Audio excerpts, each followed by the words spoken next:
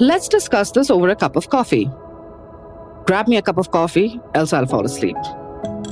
I need some caffeine to power through this. Oh, I'm so sleepy. I need a cup of coffee as big as the size of my head.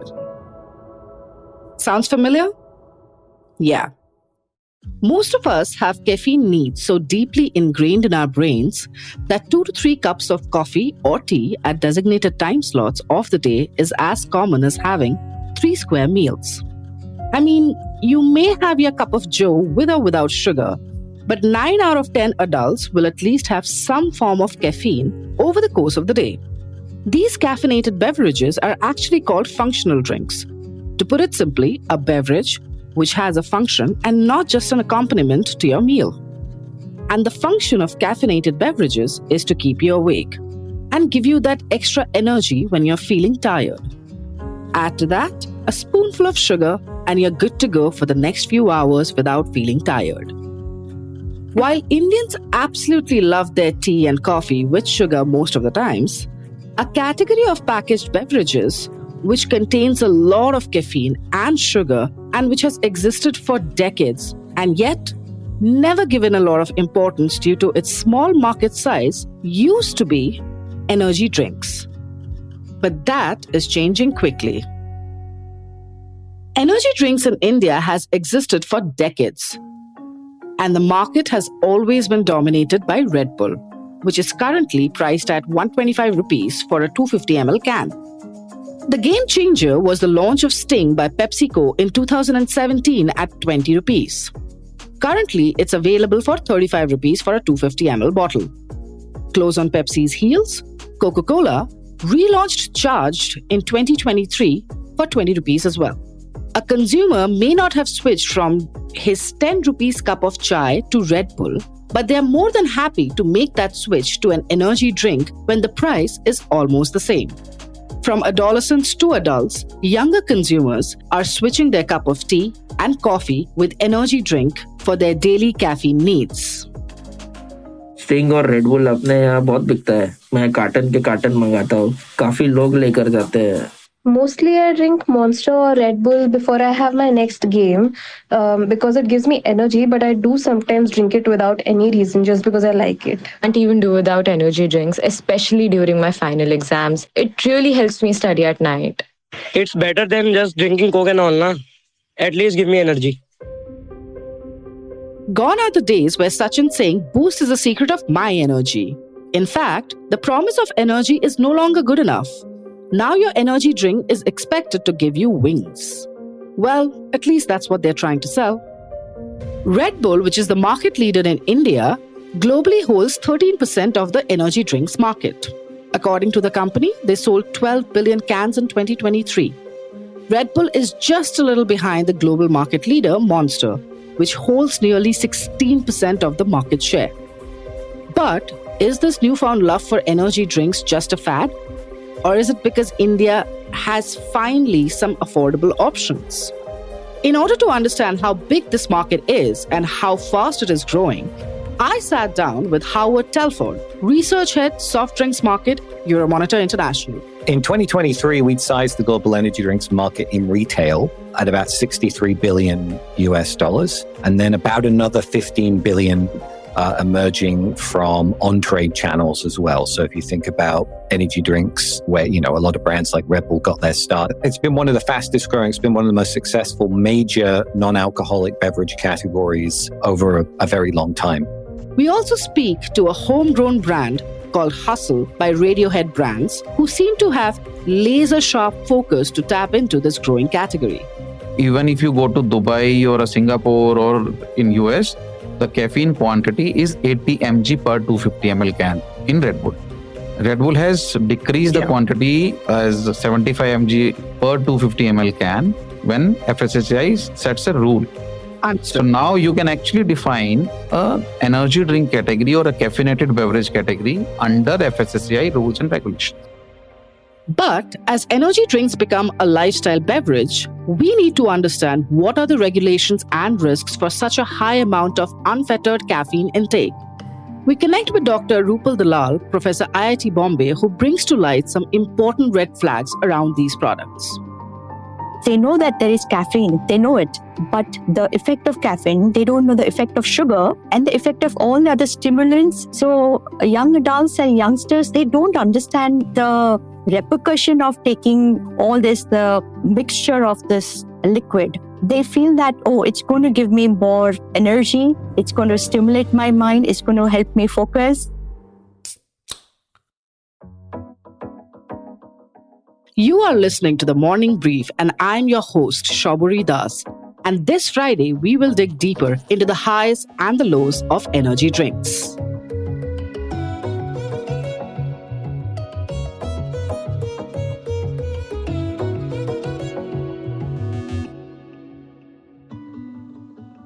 India is about $1 billion energy drink market.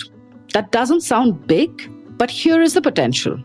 US, which is the largest market in the world, is about 9 times the size of the Indian energy drinks market.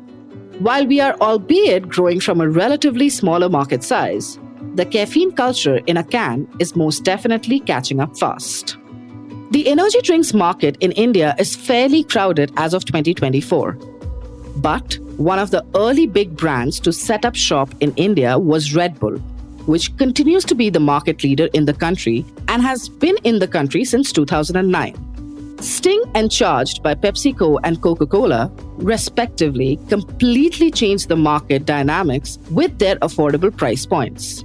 Pepsi is also the parent company of the globally famous sports drink called Gatorade, which in India is growing at 50% growth. In the last decade, India has seen a slew of new energy drinks brands being launched. Apart from Red Bull, Sting and Charged, we have brands such as Monster, Hell Energy, Zynga, Ocean, and Budweiser Beats. The new pricing strategy by Pepsi and Coca-Cola has managed to open the market both in terms of consumption and competition very quickly. During the third quarter of calendar year 2023 earnings conference call, Ravi Jaipuria, chairperson of Varun Beverages, the primary distribution partner of PepsiCo in India, said their recent launch, Sting Blue, which is a variant of the original Sting, is also performing phenomenally well. To be fair, on an average, most adults generally consume 70 to 130 mg of caffeine per cup of coffee or tea as well. But the difference is, firstly, it's not more than 2 to 3 cups a day, and secondly, it's not being consumed in such quantities by teenagers. What happens when the 2 largest soft drink companies of the country decide to launch the same product at almost 1/4 the price and with the same amount of caffeine as that of the market leader? Well, let's find out. Our guests today are soft drinks market research head Howard Telford from Euromonitor International, Nitin Bhardwaj, co-founder of Radiohead Brands, the makers of the newest energy drink brands in the country, Hustle, and Dr. Rupal Dalal, nutrition specialist and Professor IIT Bombay.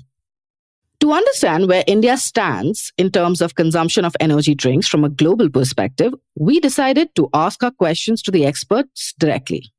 I sat down with Howard and started the conversation with one of the basics. How is the energy drinks market performing in India versus worldwide? It's a very exciting category. It's a fun one for us to track as well in terms of the sorts of innovation and types of innovation that we're seeing and the very different approach that some markets are taking, sort of a mass market approach. And in some markets, we've seen brands very keen to defend their premium in this. It's been a very premium category for retailers and for brands and a profitable one as well. In 2023, we'd sized the global energy drinks market in retail at about $63 billion and then about another 15 billion emerging from on-trade channels as well. So if you think about energy drinks, where a lot of brands like Red Bull got their start in nightclubs and bars and restaurants. And it's important to note it's been one of the fastest growing, it's been one of the most successful major non-alcoholic beverage categories over a very long time.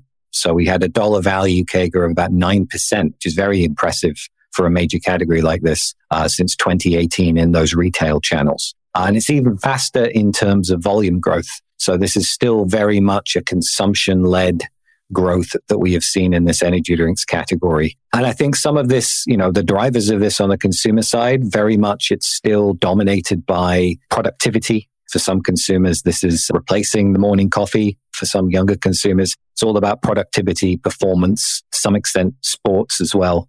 The energy drinks market in India, that is still quite small. It is developing. It's almost tripled in 2 years' time. Phenomenal growth that we have seen from a much smaller base of consumption. And as some of these brands extend the price ladder down, offer a more affordable price point and allow more consumers to engage with the category. It's growing rapidly in India, albeit from a very small base. But just for context, where does India stand when it comes to the total energy drinks market? The US is the largest market size. That's followed by Germany and the UK. Those are the most established energy drinks markets. The India is probably in just about the top 20, maybe the top 25 markets in terms of value size. But on a per capita basis, that is still, quite a long way behind some of those larger markets. So just for context, if we look at volume consumption rather than value, we're at about 0.4 liters per capita of energy drinks consumption in India. China is about 2 liters per capita. Brazil is about 4 liters per capita. South Africa is about 6. And so the US and UK, the leading markets, are about 10 to 11 liters per capita in retail. So still quite a lot of runway for development there. And all these per capita figures that you just shared with us, these are annual consumption. That's consumption in 2023. Yeah, annual consumption in per capita terms. In order to understand the product better, could you help us understand how does the product develop in any well-established markets, like from the point of launch till the point that the product is at its peak and it's like a well-established, soft drinks category? What does that journey look like? And where are we? And by we, I mean India, in that process? Yeah, that's a great question. So I would say, at this point, we've had sort of several waves of energy drinks innovation. So if you look back to the 1990s, this was a very consolidated category. It was driven by the popularization of Red Bull, particularly in Europe, the European style of Red Bull, and in North America. Shortly after, it was joined by Monster. Going back a little further, sort of the originator energy drink brand was a brand called Kratin Deng, which was the original Red Bull formula, which was the Thai version of Red Bull that was acquired and brought to Europe. And that was a brand that was very popular. That was for truck drivers and laborers. It was a very functional product. It wasn't really a lifestyle product. It was a very functional sort of product you brought into your routine. When the product was brought to Europe and became the European version of Red Bull, it became much more of a lifestyle brand and more of a premium brand. It has historically been a product that is, it's disproportionately consumed by, if you look at the key demographic, it's always kind of been younger men, kind of a narrow focus. You see that very much in marketing, very sort of sports, lifestyle driven marketing, at least in the past. The sort of next wave of innovation, maybe that we've seen over the last 3 to 5 years here in the US and to some extent in Europe, it's been very much driven by an evolution towards sports nutrition and pre-workout sort of formulas of these products. We had the growth of a brand called Bang, which was very successful maybe 2-3 years ago. That's recently been acquired by Monster. One of the very successful brands in the US over the last year has been a product called Celsius, which is partially owned by Pepsi. These are very highly caffeinated products, so the caffeine level has gone up a notch. And we would call that segment sort of a sub niche of energy drinks called performance energy. And so these can be sort of 20%, 50% more caffeine per serving in some of these products. We even have, if you look at some of the 590 ml cans that are for sale in the US, they can have 250, 300 milligrams of caffeine. So that's very much sort of the supercharged segment. And then another thing we've seen happening very recently in sort of particularly the US energy segment, is this focus on flavor innovation.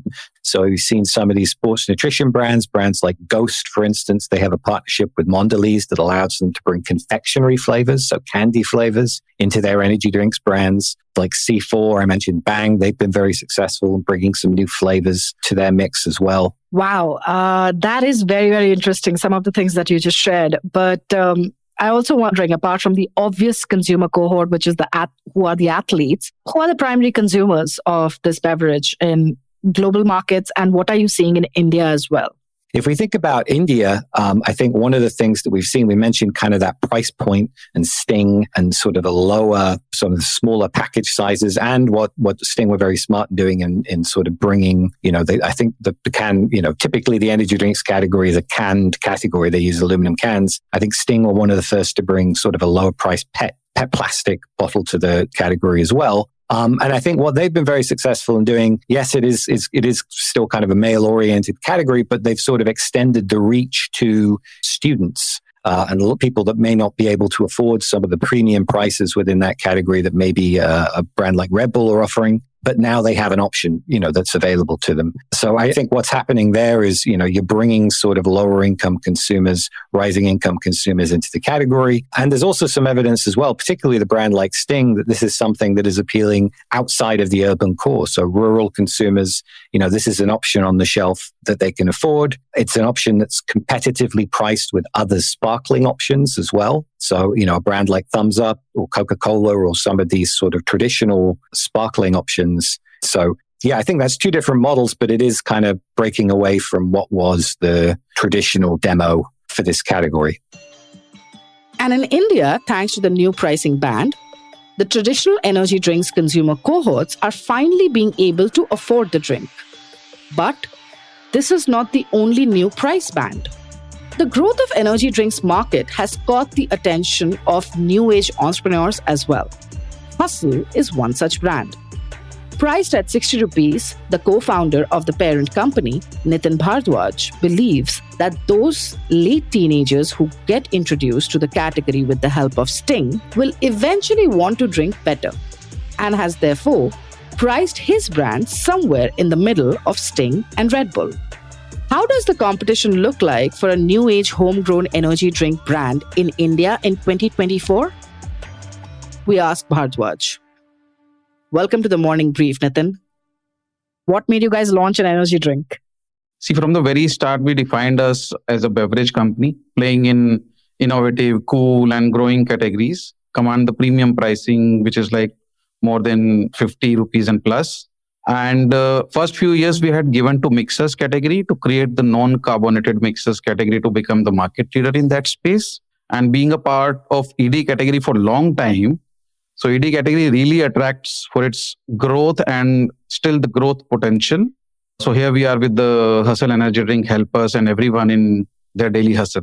In the last almost like 14, 15 years, I was associated with energy drink category, and I have seen the growth from zero to now where we are almost like 4,000 crore. But then the potential is still very, very high because energy drink is the only beverage category which has set up 3 different price range. We are actually targeting young consumers, 16 to 35 years of age group, primarily who are getting upgraded from lower price range because energy drink in India has a 3 different price range ranging from 15 to 20 rupees to 50, 60 rupees and 100 and above. Yeah. So all the consumers, because our price range is 60 rupees and primarily the people who are actually getting upgraded from the lower price range of Sting, which is priced at 20 rupees. So we are using all the digital and all the well-known event platforms to reach out to our consumers, using our content digitally and being part of well-known events to make it cool and aspirational brand. So one of the things that I wanted to discuss with you, Nitin, was the kind of ingredients that are there in energy drinks. Like most of us know that these are caffeinated beverages, right? And on an average, my research says that 75 mg in a 250 ml serving size is the common industry norm. It could be 250 to 300 ml or 350 ml also, but 75 mg in your serving size is the normal industry metric. Now, I'm going through the list of ingredients that are present in Hustle as we speak right now. Now, a couple of questions. How did you guys reach your formulation? Because you already worked with Red Bull, I'm assuming you had a fair bit of an idea like what the product should look like, right? Is the formulation the exact same as Red Bull? See, formulation is exactly the same like Red Bull. Only the difference is the flavor. If you're making energy drink, so when you define energy drink, it needs to have caffeine, it needs to have B vitamins, it needs to have taurine and niacin, because the combination of everything put together gives you energy for 2, 3, 4 long hours. Not like any single ingredient of it. So that's how formulation is not patented. Formulation is the same thing. Not even Hustle and Red Bull, but even many more energy drinks. The formulation is the same. The biggest thing is to crack the taste of it, the flavor of it. You are following some kind of Food and Drugs Administration regulations while making this product. Could you tell us what exactly are the regulations that you're following? See, basically for consumers' benefit and safety, FSSAI has undertaken a number of initiatives to regulate the production and consumption of caffeinated beverage in response to growing concern about the elevated caffeine levels found in several energy drinks found in Indian market. Earlier, it was getting imported under the processed foods category with no limit of caffeine levels. To address the issue of caffeine concentration in non-alcoholic beverages, FSSAI has introduced categorization based on caffeine content. Beverages that contains caffeine level exceeding 145 mg per liter are now classified and labeled as a caffeinated beverage. And it cannot go beyond. It also, limited. Like FSSAI standards have said the caffeine level should not less than 145 mg per liter and even not more than 300 mg per liter, which is 75 mg per 250 ml. Earlier, when it was not defined by FSSAI, like even when I was with Red Bull, so we were importing it under the processed food category when there were no definition of things. And that time the caffeine quantity was 80 mg in a can. Even if you go to Dubai or Singapore or in US, the caffeine quantity is 80 mg per 250 ml can in Red Bull. Red Bull has decreased the quantity as 75 mg per 250 ml can when FSSAI sets a rule. So now you can actually define a energy drink category or a caffeinated beverage category under FSSAI rules and regulations. In case you're wondering, most energy drinks labels will tell you there is almost 11 grams of sugar in the average energy drink's serving size. This is in addition to the caffeine, taurine, vitamin B12, and a host of other ingredients. India is the diabetes capital of the world, and these energy drinks are being consumed by teenagers as young as 15 years old. While I'm starting to see why some consumers may prefer that sudden jolt of energy which these drinks provide, it's also making me wonder, how do these ingredients impact our bodies on a long-term basis? Our next guest helps us understand exactly that. Welcome, Dr. Rupal. Let's start with the basic one. Why are youngsters taking to this product like fish to the water? Like, why are they making this mistake? Is this just like the novelty of something new, or is this like a replacement for Pepsi and Coke? What is happening? First of all, there's lack of knowledge. They know that there is caffeine. They know it. But the effect of caffeine, they don't know the effect of sugar and the effect of all the other stimulants. So young adults and youngsters, they don't understand the repercussion of taking all this, the mixture of this liquid. They feel that, it's going to give me more energy. It's going to stimulate my mind. It's going to help me focus. And I'm an IT Bombay professor, so I know it's quite rampant in our institute too, It's really important for young adults and teenagers specifically to understand the complications of this product. They understand just a short action of this product, but they don't understand the long effects it may have on their body, on their brain, on their mind, pretty much everything. Could you please walk us through what are the primary ingredients in an energy drink and how does it impact the body? So first and foremost is basically these are caffeinated beverages, and that's what they call energy drinks. So it has substantial amount of caffeine, not only substantial amount of caffeine, but these are loaded with sugars. Some of these products have almost 54 grams in 500 ml. So if what is literally like, I would say almost 12 to 13 teaspoon of sugar. Can you imagine? In 500 ml of product. So if you have 250 ml, right there, you're getting 6 teaspoons. Now, can you imagine putting 6 teaspoons of sugar in a coffee? We would never do that, right? I would say that sugar is toxin. What we are focusing is on caffeine, but sugar is another pretty significant molecule which can have effect right away as well as in the future. Some of the products, they say low sugar products, but they have aspartame. Those are sweeteners, artificial sweeteners. And many of the sweeteners are banned in many of these countries because they are carcinogenic. And another thing which sugar does is sugar is very addicting. It's basically directly stimulates dopamine. So that's why these drinks are so addicting. Like once you start, basically it's very difficult to stop it. It's literally like cocaine or nicotine. Then they have other stimulants. So some of the other stimulants are like, for example, taurine and carnitine and guarana. These are all basically legal stimulant actually.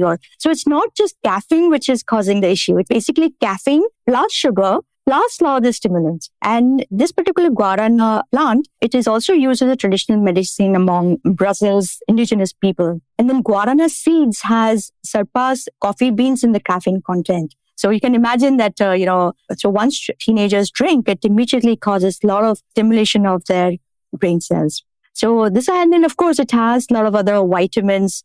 It has vitamin B3, B6, and many other vitamins. But problem with this is quantity they have is probably a substantial amount, which has a lot of side effects. Doctor, could you tell us how do they impact the body in the long run? Like what kind of medical issues could become more common and more prevalent because of the excessive consumption of products like this in your early teenage years? So there was a beautiful study which was done, it just got published last year. And what they did, they basically checked all the studies which were done on understanding the complications of all these energy drinks. So what they found is basically one of the most common complication of this product was cardiac, heart side effects, cardiovascular effects. After that was neurological, which is a brain side effects and neurological side effects. The third was gastrointestinal. Children also have kidney problems. Some of them also had gynecological problem and dermatological. So let's start with cardiovascular effect. So what it does, it increases your heart rate. Once you have increase in heart rate, it will increase your blood pressure. It will increase your arrhythmia. So arrhythmia means the abnormal rhythm of your heart.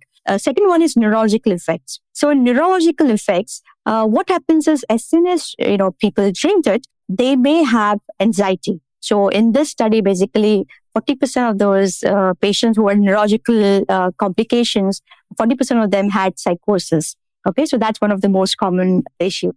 Now I'll come to GI effect. So in gastrointestinal, what it does, basically, it can cause liver injury. So that is pretty significant actually. So 41% patient who had gastrointestinal complication had hepatitis, which is injury to liver. And I think it's important that students as well as young adults need to understand that it comes with a lot of repercussion, and it's not just immediate complication, but some of them are long-term. And, one more thing I wanted to mention, Shabari, it's not just an ingredient. It has colors, it has preservatives, some of them has emulsifiers also. So, there are all these chemicals and, we don't have good study on a lot of these chemicals, right? So I think it's important to kind of understand all this thing, and informed choice is very important, before young adults make the decisions. Just to clarify for our listeners, when you say issues in young adults, how early on in their age did the findings say that this issue started showing up? It depends upon how many drinks you're having per hour. If you have just maybe half a drink here and there, it may not, unless you are sensitive to caffeine. But many times, students or, young adults, they don't stop at half, or, they continue to have 2 or 3 drinks. And that's when you start, as the caffeine level increases in your blood, you start some complications. I'm trying to understand is that why is there such a lack of regulations from food and drug administrative bodies in our country? Like, why is nobody taking, sitting up and being like, okay, this is getting unchecked. This is going unchecked. This is something which is being consumed by our young adults.